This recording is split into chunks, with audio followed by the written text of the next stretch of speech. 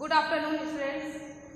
गुप्त काल के बाद गुप्त काल के बाद आज हम लोग गुप्तोत्तर काल मतलब गुप्त काल के बाद जो जिस साम्राज्य का विस्तार हुआ भारत में उसका अध्ययन करेंगे। पहले हम इस कार्यक्रम को अच्छे से डिटेल में समझ लेते हैं, क्योंकि किसी भी राजवंश को समझने के लिए सबसे पहले क्या है कि हमें उससे कार्यकाल की कौन से उत्तराधिकारी कब आए, किसके बाद आए, तो ये सब चीज़ें जानना मतलब होता है बेसिक प्री नॉलेज के लिए बहुत ज़रूरी होता है। तो मैं एक चार्ट के माध्यम से आपको समझाने की कोशिश करूँगी। आई होप कि आप लोग को समझ में आए। तो बात करते हैं कि गुप्त काल के लगभग 100 वर्ष बाद उत्तर में जिस राज्य का, जिस साम्राज्य का, जिस वंश का की उत्पत्ति हुई वो क्या है, एक वर्धन साम्राज्य जो चला 606 ईस्वी से 647 ईस्वी तक। तो ये जो वंश था, क्योंकि हर एक साम्राज्य, हर एक राजा किसी न किसी वंश से बिलोंग करते हैं। तो अगर वंश की बात किया जाए तो ये क्या थानेश्वर के पुष्यपति वंश से बिलोंग करते थे। और इनमें सबसे पहला जो शासक साम्राज्य का हुआ वो था नरवर्धन था। और ये किससे बिलोंग करते थे? पुष्यपति वंश से। ठीक। और उस टाइम इनकी जो राजधानी थी थानेश्वर थी। थानेश्वर राजधानी थी। अभी तक थानेश्वर ही राजधानी चलेगी। बात करते हैं सेकेंड की, तो सेकेंड जो उत्तराधिकारी आया वो था राजवर्धन प्रथम, क्योंकि नेक्स्ट भी आगे भी राजवर्धन है, तो इसलिए मैंने इसको लिख दिया कि राजवर्धन प्रथम। फिर सेकेंड थर्ड की बात करते हैं, तो थर्ड में आते हैं आदित्यवर्धन जिनका विवाह हुआ था महासेन गुप्ता से विवाह हुआ था। फिर जो फोर्थ पे आते हैं ये है प्रभाकर वर्धन, और यही हर्षवर्धन के पिता है। ठीक। प्रभाकर वर्धन के 2 पुत्र हुए और एक पुत्री हुई। ठीक।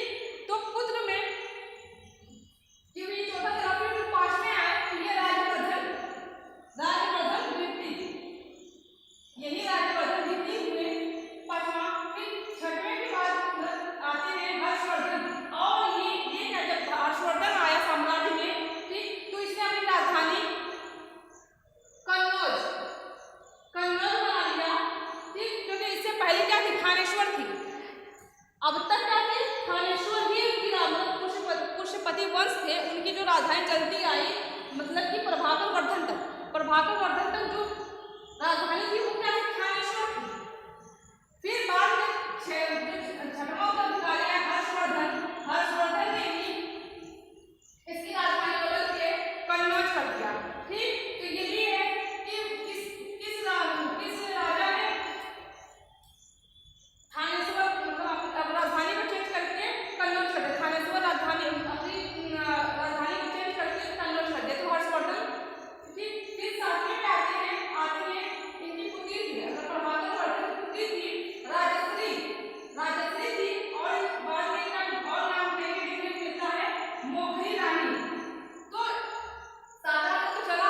फिर बाद आती है इनकी विवाह की इनकी पुत्री का विवाह हुआ था वो वल्लभी के जो मैत्री मतलब ये लोग पुष्यपति वंश से बिलोंग करते थे।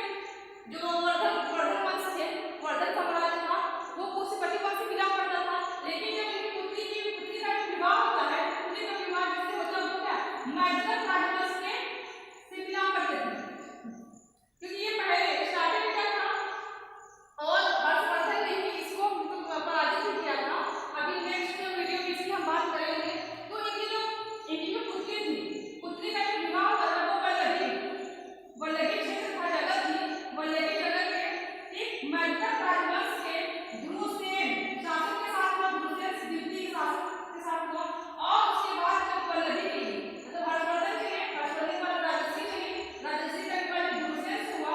फिर उसके बाद जो नेक्स्ट आते हैं उत्तराधिकारी वो थे धारासेन फोर्थ, और ये कहाँ पे थे, अस्मान के कथा वल्लभी। तो ये जो वल्लभी अस्मान के मैगध राजवंश से इनकी पुत्री का विवाह होता है।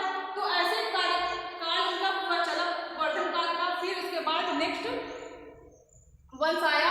तो लेकिन ये कहा जाता है कि जो गुप्त काल महान था, स्वर्ण युग कहा जाता है। तो उसके 100 साल बाद ही जिस वंश की उत्पत्ति हुई वो था राजवर्धन वंश।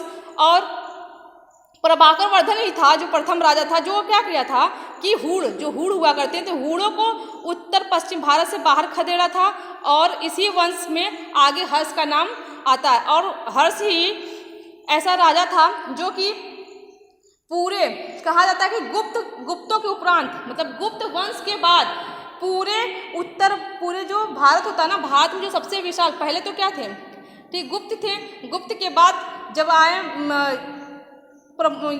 राजवर्धन, मतलब वर्धन साम्राज्य, तो ये कहा जाता है कि गुप्तों के उपरांत उत्तर भारत में जो सबसे बड़ी विशाल राज्य की स्थापना जिसने किया वो था वर्धन साम्राज्य।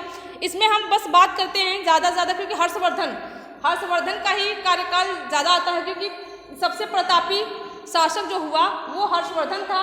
और आपको पता है कि हर्षवर्धन के ही शासनकाल में चीनी यात्री वेनसांग आया था। ये क्वेश्चन हमेशा आता है कि किसके काल में चीनी यात्री वेनसांग मतलब आया था, तो ये हर्षवर्धन के। और ये कहा जाता है कि इस हर्ष के जो पूरा शासनकाल होता है, पूरा जो शासनकाल का इतिहास जो होता है, मतलब कि हर्ष के शासन का जो आरंभिक इतिहास होता है वो कहाँ से हमें ज्ञात होता है, वो हमें ज्ञात होता है बाणभट्ट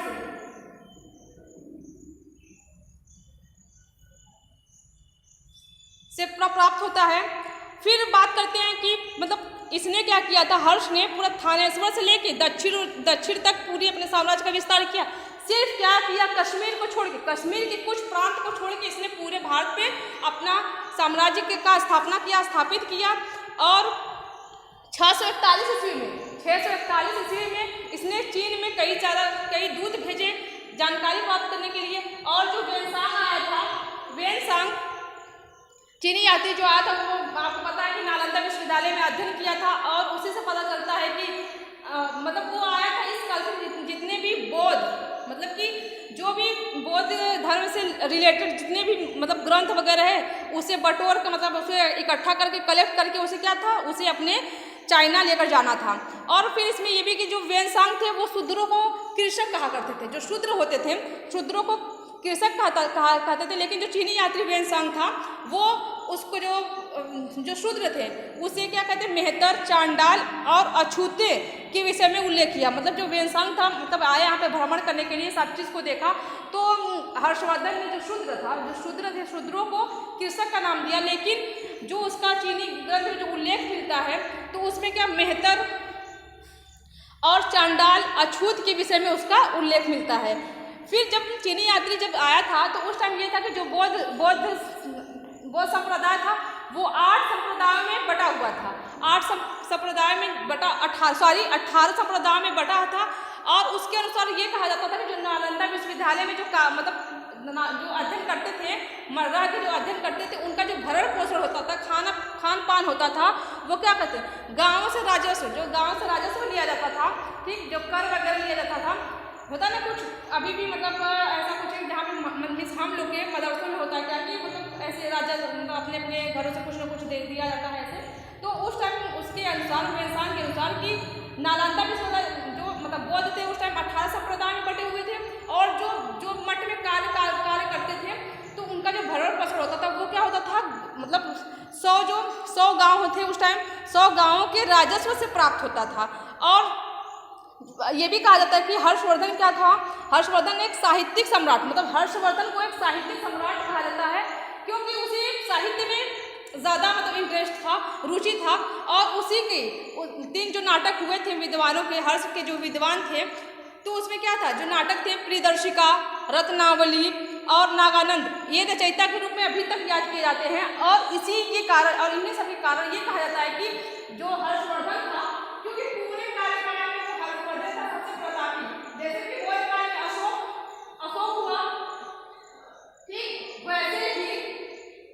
और जब गुप्त काल में देखा जाए तो चंद्रगुप्त विक्रमादित्य पहले स्टार्टिंग थी, चंद्रगुप्त प्रथम, फिर उसके बाद समुद्रगुप्त के बाद जो आते हैं चंद्रगुप्त विक्रमादित्य। ये तीनों का जितना महत्वपूर्ण था, जितना इंपॉर्टेंस थी, तो ये कहा जाता है कि वर्धन काल का वर्धन वंश था, उसमें सबसे ज़्यादा प्रतापी शासक हुआ था हर्षवर्धन।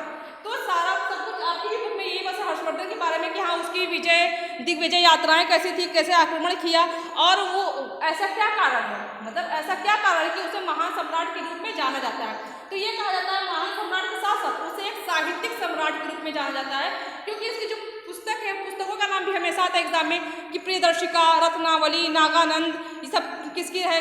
और फिर उसी के मतलब हर्षवर्धन ने क्या किया था, बाणभट्ट, मयूर, दिवाकर और वेणसांग आदि विद्वानों को भी संरक्षण दिया था, जिससे ये लगता था कि बस वो क्या करता है, वो मतलब साहित्यिक प्रेमी है और उस साहित्य की इज्जत करता है और उसको मानता है। तो यही सब कारण है कि और साथ ही साथ हर्षवर्धन मतलब महान शासक हुआ।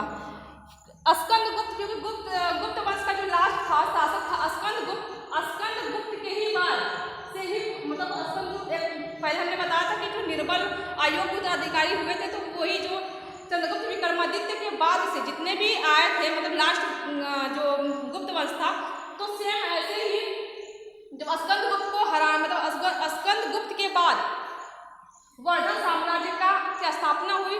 तो ये अब नेक्स्ट वीडियो में हम हर्ष की दिग्विजय मतलब जो ग्रेट विक्ट्री थी उसकी, जो मतलब महान जो विजय थी वो कैसे कैसे हुई और कैसे कैसे वो अपने क्षेत्र का विस्तार किया, नेक्स्ट वीडियो में हम अध्ययन करेंगे। Thank you.